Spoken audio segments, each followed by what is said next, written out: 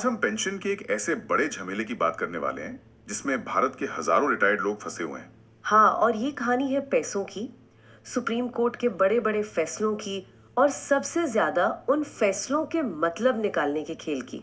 हमारे हाथ प्रवीण कोहली का एक बहुत गहरा विश्लेषण लगा है जो कर्मचारी भविष्य निधि संगठन यानी ईपीएफओ और पेंशन भोगियों के बीच चल रही इस पूरी खींचतान की जड़ तक जाता है। बिल्कुल, और ये मामला ऊपर से जितना कानूनी लगता है, अंदर से उतना ही इंसानी है। ईमानदारी से कहूं तो ये पूरा मामला मुझे भी बहुत कंफ्यूजिंग लग रहा है। ईपीएफओ, सुप्रीम कोर्ट, दो अलग अलग फैसले। हाँ, 2014 से पहले रिटायर हुए लोग, 2014 के बाद रिटायर हुए लोग। बिल्कुल। चलिए, आज हमारा मकसद ये है कि हम दोनों मिलकर इसे इतना आसान बना दें कि हम सबको समझ आ जाए कि आखिर ये पूरा कंफ्यूजन है क्या और क्यों है। हाँ, तो इस गुत्थी को परत दर परत सुलझाते हैं। और ये समझना जरूरी है ना, क्योंकि ये सिर्फ पैसों की लड़ाई नहीं है। नहीं, बिल्कुल नहीं। ये इस बारे में भी है कि जब कोई सरकारी संस्था कोई नियम बनाती है या कोई वादा करती है, तो उसकी कितनी जवाबदेही बनती है। ठीक है, तो सबसे बुनियादी सवाल से शुरू कर दें। ये हायर पेंशन या उच्च पेंशन का चक्कर आखिर है क्या? मतलब ये विकल्प आया कहां से? बहुत अच्छा सवाल है। देखिए, 1995 में जब कर्मचारी पेंशन योजना यानी ईपीएस शुरू हुई, तो एक नियम था। ओके। आपकी सैलरी का एक हिस्सा पेंशन फंड में जाता था, लेकिन एक तय सीमा तक। मान लीजिए वो सीमा 15,000 रुपए है, तो अगर आपकी सैलरी 50,000 भी है, तो पेंशन कंट्रीब्यूशन 15,000 रुपए के हिसाब से ही कटेगा। अच्छा, तो मतलब पेंशन भी उसी हिसाब से कम बनती होगी। तो बिल्कुल, लेकिन उसी नियम में एक और रास्ता था। उसे कहते हैं पैरा 1113। पैरा 1113, ठीक है। वो कहता था कि अगर कर्मचारी और उसका एम्प्लॉयर यानी कंपनी दोनों चाहें, तो वे असली सैलरी पर पेंशन कंट्रीब्यूशन दे सकते हैं, मतलब 50,000 की सैलरी पर। अच्छा। इसके लिए उन्हें एक जॉइंट ऑप्शन या संयुक्त विकल्प फॉर्म भरकर देना होता था। जाहिर है, इससे रिटायरमेंट के बाद पेंशन बहुत ज्यादा बनती। ये तो बहुत सीधा साधा लगता है, ज्यादा कंट्रीब्यूट करो ज्यादा पेंशन पाओ। तो फिर पेच कहां फंसा? पेंच फंसा 2004 में। विश्लेषण के मुताबिक ईपीएफओ ने 1 दिसंबर 2004 को एक प्रशासनिक सर्कुलर निकाल दिया। इसमें उन्होंने जॉइंट ऑप्शन को चुनने के लिए एक कट ऑफ तारीख, एक डेडलाइन तय कर दी, और बस यहीं से सारी गड़बड़ शुरू हुई। इसे एक सर्कुलर ने हजारों कर्मचारियों के लिए ज्यादा पेंशन का रास्ता ही बंद कर दिया, जो शायद इसके बारे में जानते भी नहीं थे। एक मिनट, क्या ईपीएफओ के पास ऐसा करने का अधिकार था? मतलब अगर कानून में कोई डेडलाइन थी ही नहीं, तो क्या वो अपनी मर्जी से बना सकते हैं? यही तो सबसे दिलचस्प बात है। विश्लेषण बताता है कि सालों बाद ईपीएफओ ने अपनी ही बैठकों में ये माना कि कानूनी तौर पर यह विकल्प 31 अगस्त 2014 तक खुला हुआ था। क्या बात है? हाँ, लेकिन उनके एक प्रशासनिक सर्कुलर ने इसे रोक रखा था।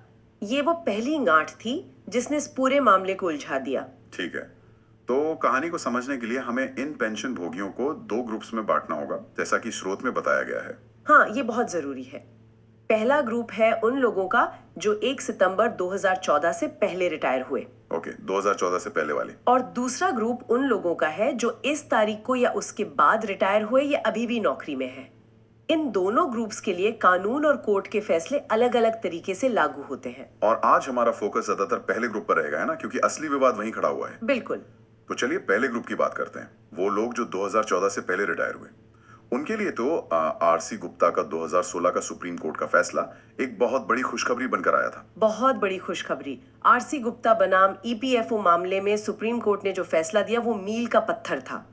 इस फैसले की जो सबसे जरूरी बात थी, जिसे वकील अपनी भाषा में रेशियो डिसिडेंडी कहते हैं, यानी फैसले का मुख्य आधार। हाँ बिल्कुल, मुख्य आधार, वो बस ये थी कि ईपीएफओ कोई मनमानी कट ऑफ डेट नहीं लगा सकता। क्यों? क्योंकि ओरिजिनल पेंशन के नियम में ऐसी कोई तारीख थी ही नहीं। तो मतलब आरसी गुप्ता केस का सार बस इतना था कि ईपीएफओ ने जो डेडलाइन अपनी मर्जी से बना दी थी, उसका कोई कानूनी आधार ही नहीं था। एकदम सही।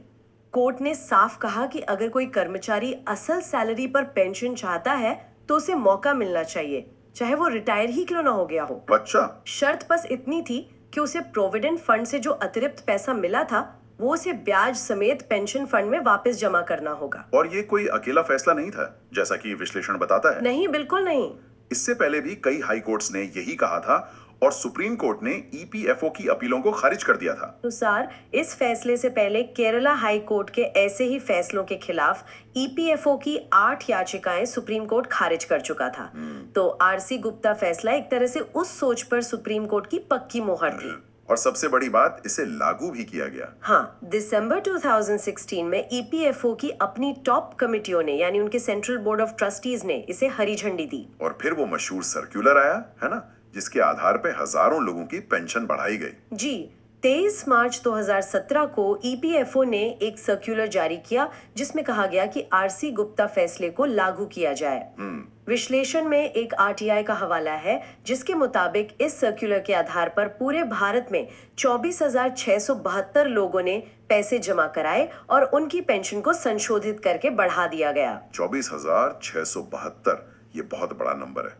जरा सोचिए, उन हजारों लोगों के लिए ये कितनी बड़ी राहत होगी। हाँ, सालों की लड़ाई के बाद उन्हें वो पेंशन मिली जिसके लिए उन्होंने योगदान दिया था। लोगों ने अपनी जिंदगी की प्लानिंग उस बढ़ी हुई पेंशन के हिसाब से करनी शुरू कर दी होगी। बिल्कुल, और यहीं पर कहानी में असली ट्विस्ट आता है। सब कुछ ठीक चल रहा था, लोग बढ़ी हुई पेंशन पा रहे थे, लेकिन फिर ईपीएफओ ने अदालतों में एक नया और अजीब सा तर्क देना शुरू किया। वो क्या था? ईपीएफओ ने कहना शुरू किया कि इन पेंशन भोगियों ने नौकरी के दौरान कम पेंशन और ज्यादा पीएफ का विकल्प चुना था। क्या ऐसा भी कोई विकल्प था? नहीं, स्रोत दस्तावेज इस तर्क को ईपीएफओ का मनगढ़ंत और काल्पनिक आविष्कार कहता है, क्योंकि ऐसे किसी भी कानून या स्कीम में कहीं जिक्र नहीं है। ये एक ऐसी बात थी जो अचानक हवा में से पैदा हो गई। तो सब कुछ सुलझने के बाद मामला फिर से उलझने लगा और फिर 2022 में सुप्रीम कोर्ट का एक और बड़ा फैसला, सुनील कुमार मामला। हाँ, क्या इस फैसले का मकसद पुराने फैसले को पलटना था? नहीं, बिल्कुल नहीं, और यही इस कहानी का सबसे कंफ्यूजिंग हिस्सा है। अच्छा, सुनील कुमार मामले का मुख्य उद्देश्य 2014 में पेंशन स्कीम में हुए एक बड़े संशोधन की वैधता को जांचना था। ये फैसला उन लोगों के लिए था जो 1 सितंबर 2014 के बाद रिटायर हुए थे या काम कर रहे थे। यानी हमारे दूसरे ग्रुप के लिए। हाँ, बिल्कुल, दूसरे ग्रुप के लिए। तो इसका पहले वाले ग्रुप से कोई लेना देना नहीं था? सीधे तौर पर नहीं, बल्कि सुनील कुमार फैसले के पैरा 44 के 9th में सुप्रीम कोर्ट ने साफ साफ लिखा कि जहां तक 2014 से पहले की स्कीम का सवाल है, वे आरसी गुप्ता मामले में दी गई व्याख्या से पूरी तरह सहमत हैं। एक मिनट, मतलब उन्होंने पुराने फैसले पर अपनी मोहर दोबारा लगा दी? हाँ, एक तरह से यही हुआ। ओके, अब मैं सच में कंफ्यूज्ड हूँ। अगर नए फैसले ने पुराने फैसले का समर्थन किया तो फिर उन 24,672 लोगों की पेंशन कम कैसे होगी? ये तो पहली जैसा लग रहा है। समस्या आखिर पैदा कहाँ से हुई? समस्या पैदा हुई सुनील कुमार फैसले की कथित गलत व्याख्या से। कैसे? ईपीएफओ ने इस फैसले के खास हिस्से पैरा 44 के सब पैरा वी को पकड़ लिया और उसे उन लोगों पर लागू करना शुरू कर दिया जो 2014 से पहले रिटायर हुए थे, और इसी आधार पर उनकी बढ़ी हुई पेंशन को या तो रोक दिया गया या बहुत कम कर दिया गया। एक मिनट, इसे सरल बनाते हैं तो ये ऐसा है जैसे ट्रैफिक का कोई नियम टू व्हीलर के लिए बना हो और ट्रैफिक पुलिस उसे कारों पर लागू करके चालान काटने लगे। हाँ, ये बिल्कुल सही तुलना है। दोनों है तो गाड़ियां, लेकिन नियम अलग अलग लोगों के लिए। बिल्कुल, विश्लेषण यही तर्क देता है। पहला तो ये कि पूरा का पूरा पैरा 44 ही 2014 के बाद के मामलों के लिए है। राइट। और दूसरा और भी महत्वपूर्ण कि उसका सब पैरा वी जिस पर ईपीएफओ ने भरोसा किया वो एक बहुत ही खास तरह के कर्मचारियों के लिए था। वो कौन थे? ये उन कर्मचारियों के लिए था जिन्होंने 1 सितंबर 2014 से पहले जल्दी पेंशन यानी अर्ली पेंशन ले ली थी। अच्छा, मतलब जो 58 साल के होने से पहले ही रिटायर हो गए थे। हाँ, लेकिन जिनकी 58 साल की उम्र 1 सितंबर 2014 के बाद पूरी होनी थी, जबकि जिन 24,672 लोगों की पेंशन काटी गई वे सुपर एन्युएशन पेंशनर्स थे। यानी वो जो 58 साल की उम्र पूरी करके रिटायर हुए थे, और वो भी 1 सितंबर 2014 से बहुत पहले। एकदम सही, ये दो पूरी तरह से अलग श्रेणियां हैं। और इस टू व्हीलर का नियम कार पे लगाने का नतीजा ये हुआ कि उन हजारों लोगों की जिंदगी में भूचाल आ गया। जरा सोचिए, कोई 75 साल का व्यक्ति जो पिछले 5-6 साल से एक निश्चित पेंशन पर अपनी दवाइयों और खर्चों की प्लानिंग कर रहा हो, उसे अचानक एक चिट्ठी मिलती है कि आपकी पेंशन आधी से भी कम हो गई है। ये तो किसी की भी दुनिया हिला देगा। बिल्कुल, और यही इस कहानी का सबसे दुखद पहलू है। कानून की एक व्याख्या ने उन लोगों की जिंदगी में उथल पुथल मचा दी जो अब दोबारा कमाने की उम्र में नहीं है और वो भी तब जब वो इसके लिए जरूरी रकम ब्याज समेत पहले ही जमा कर चुके थे। जाहिर है इसके बाद ये लोग चुप तो नहीं बैठे होंगे, मामला फिर से अदालतों में गया होगा। हाँ, और यहाँ से तस्वीर और साफ होती है। अच्छा, विश्लेषण में पंजाब और हरियाणा, केरल, मध्य प्रदेश समेत कई हाई कोर्ट्स के फैसलों की लिस्ट है जो सुनील कुमार फैसले के बाद आए हैं। और इन सब ने क्या कहा? इन सभी फैसलों में अदालतों ने 1 सितंबर 2014 से पहले रिटायर हुए लोगों के पक्ष में ही फैसला दिया है। उन्होंने साफ कहा है कि इन पर सुनील कुमार फैसले की वो शर्तें लागू नहीं होती, इन पर आरसी गुप्ता वाला फैसला ही लागू होगा। यहाँ से एक बहुत जरूरी बात निकल कर आती है। पंजाब और हरियाणा हाईकोर्ट के एक फैसले में, जैसा कि स्रोत बताता है, हाँ, ये बहुत महत्वपूर्ण है। ईपीएफओ ने खुद माना है कि 23 मार्च 2017 का वो सर्कुलर जिससे पेंशन बढ़ाई गई थी, आज तक वापस नहीं लिया गया है। ये एक बहुत बड़ा पॉइंट है। अगर वो सर्कुलर वापस ही नहीं लिया गया तो फिर उसके तहत दी गई पेंशन को किस आधार पर कम किया जा रहा है, ये अपने आप में एक बड़ा कानूनी सवाल खड़ा करता है। स्रोत में कुछ दिलचस्प कानूनी सिद्धांतों का भी जिक्र है। क्या हम उन्हें आसान भाषा में समझ सकते हैं? पहला है प्रोमिसरी एस्टॉपल। ये क्या भला है? प्रोमिसरी एस्टॉपल सुनने में भारी लगता है, हाँ, पर इसका मतलब बहुत सीधा है। ये वादे से न मुकरने का सिद्धांत है। वादे से न मुकरना। हाँ, अगर कोई संस्था जैसे यहाँ ईपीएफओ कोई वादा करती है, जैसे 17 के सर्कुलर के जरिए हायर पेंशन का वादा, और लोग उस वादे पर भरोसा करके कोई कदम उठाते हैं, जैसे हजारों लोगों ने लाखों रुपए जमा किए, बिल्कुल, तो वो संस्था बाद में अपने वादे से पलट नहीं सकती।